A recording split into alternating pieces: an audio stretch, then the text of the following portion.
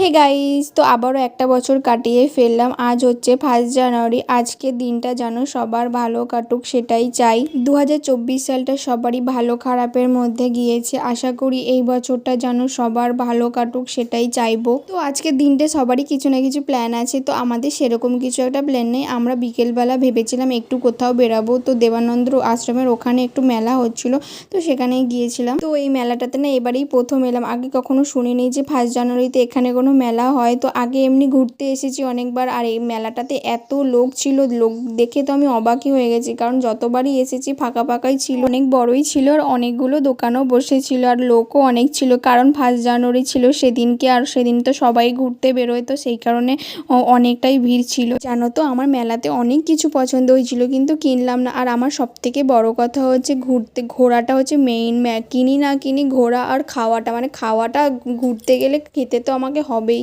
ঘুরতে গিয়ে যদি খাওয়া দাওয়াই না করি তাহলে আমার তো মনে হয় ঘোরাটা কমপ্লিটই হলো না। তো যাই হোক, আমাদের মেলা ঘোরা হয়ে গেছে, এখন কালকের পুজোর দেওয়ার জন্য ফুল কিনে বাড়ি চলে যাচ্ছি। বাই।